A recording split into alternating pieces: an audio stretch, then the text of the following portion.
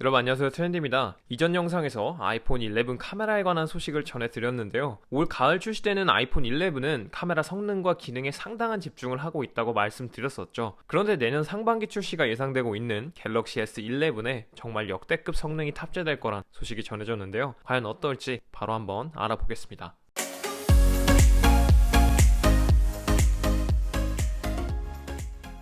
올 하반기 삼성의 주력 모델 갤럭시 노트 10은 9월 23일 공식 출시를 시작으로 출시된 지 벌써 일주일이 가까워지고 있는데요. 그 어떤 스마트폰에도 뒤지지 않는 성능, 넓은 화면, 그리고 디자인까지 뭐 하나 빠지지 않는 노트 10이지만 굳이 하나를 꼽아보자면 3년 이상 된 1200만화소의 이미지 센서를 탑재했다는 것이 아닐까요? 하드웨어 스펙은 3년 이상 동일하지만 그 외의 부분은 업그레이드가 계속 이루어졌었죠. 그래도 3년 이상 같은 사양의 센서를 사용한다는 사실은 조금 아쉬운 부분입니다. 갤럭시 노트 7부터 사용된 1200만화소의 이미지 센서는 사람들에게 사골 센서라고 불리기도 하는데요. 이 이미지 센서의 역할은 빛을 더 많이 받아 디지털 신호로 변환하는 건데요. 당연히 빛을 더 많이 받으면 받을수록 화질은 더 올라가기 마련이죠. 즉 센서의 면적이 크면 클수록 빛을 더 많이 받을 수 있는데 카메라보다 크기가 작은 스마트폰에 면적이 큰 센서를 넣는 게 물리적으로 한계가 있기 때문에 스마트폰 카메라가 진짜 카메라의 화질을 따라갈 수 없는 이유이기도 합니다. 하지만 사용자들은 스마트폰 카메라의 화질만으로도 만족도가 높은 편이기 때문에 더 높은 이미지 센서의 개발은 우리에게 반가울 따름이죠. 아이스 유니버스는 며칠 전 자신의 트위터에서 갤럭시 S11의 카메라는 지금까지 볼 수 없었던 것을 가지고 오고 카메라를 중요하게 생각한다면 노트 10은 스킵하라고 이야기했습니다. 삼성은 8월 12일 업계 최초로 1억 800만화소의 모바일 이미지 센서 아이소셀 브라이트 HMX를 공개하면서 양산에 돌입했죠. 1억 800만화소의 이미지 센서 탑재는 사실상 2020년이 유력해 보이고 내년 상반기에 공개되는 갤럭시 S11에는 6400만화소의 이미지 센서가 적용될 게 유력해 보이는데요. 또 얼마 전 아이스 유니버스의 트위터에 올라온 6400만화소의 이미지 센서가 적용된 레드미 스마트폰으로 촬영된 사진이 한 장 공개되었는데요. 정말 스마트폰으로 촬영했다고 믿기 어려울 정도의 화질을 제공하는 것 같습니다. 또 삼성의 이미지 센서에 적용된 테트라셀 기술도 빼놓을 수 없는데요. 테트라셀 기술은 촬영 환경에 따라 사용자에게 더 세밀한 이미지를 제공하는 기술입니다. 밝을 때는 각각의 픽셀이 독립적으로 작동해 높은 화질의 이미지를 제공하고 어두울 때는 4개의 픽셀이 빛을 하나의 픽셀처럼 받아들여 4배 정도 높은 감도를 제공한다고 합니다. 삼성전자가 이번 5월 공개한 6400만화소의 이미지 센서는 공개가 되자마자 갤럭시 노트 10에 적용이 될 것이냐, 갤럭시 S11에 적용이 될 것이냐 말이 많았지만 결국 갤럭시 S11에 적용될 게 유력해졌는데요. 갤럭시 S11에 6400만화소의 이미지 센서가 적용될 게 유력한 이유는 바로 갤럭시 S11 코드네임에 있습니다. 갤럭시 S11의 코드네임은 바로 피카소인데요. 사실 이 코드네임은 갤럭시 시리즈가 처음부터 의미를 부여했던 건 아닙니다. 갤럭시 노트 1은 남자 이름인 퀸시, 갤럭시 노트 2는 TO, 갤럭시 노트 3는 H, 갤럭시 노트 4는 TR로 신제품에 대한 애칭 또는 정보 유출을 막는 용도로만 사용될 뿐이었는데요. 하지만 어느 순간부터 코드네임으로 유추할 수 있는 의미들이 어느 정도 맞아떨어지기 시작했습니다. 이번 갤럭시 S11의 코드네임 파블로 피카소는 20세기 최고의 화가로 평가받고 있고 끊임없는 화풍의 변화로도 유명하죠. 파블로 피카소가 다양한 화풍을 그림에 담으려 했기 때문에 이번 갤럭시 S11 카메라에도 상당히 큰 변화가 있을 것으로 예상됩니다. 네, 여기까지가 갤럭시 S11 카메라에 관한 소식이었는데요. 삼성이 같은 이미지 센서를 사용하는 동안 화웨이의 경우엔 이미지 센서의 크기를 계속 키워왔는데요.